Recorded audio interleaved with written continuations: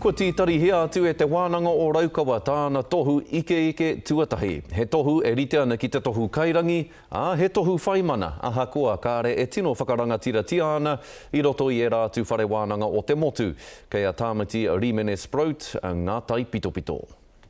No ngā puhi... He tata ki te whārau Māori i whakapōtaitia, engari kāre i ko atu i a Huani Charles Collier. Tiki a ngā tuna kaita i roto i te hōhunutanga o te tau o te wai. Ko te rātaku mai.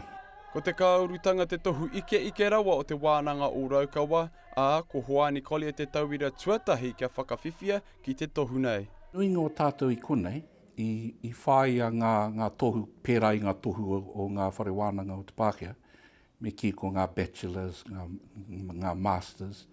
Engari ki konei, ko tēnei me te kaurutanga e orite ki te doctorate nei i roto i ngā whare wānanga o te Pākehā.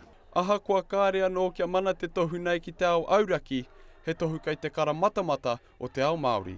Kaore he tohu e tuatu i tēnei, i te kaurutanga. E hara i te mea ka te whakiti rātou i ngā tohu o ngā whare wānanga Pākehā.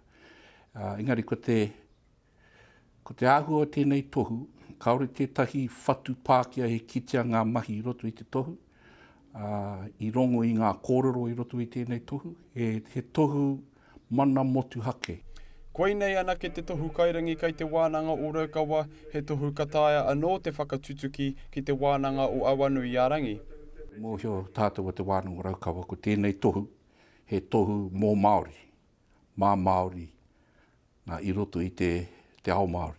Ahakoa ko tā ia ki te taumata i roto i ana mahi rangahau, he huarahi anō kei te whae e ia, tā mati Rimene Sprout, te karere.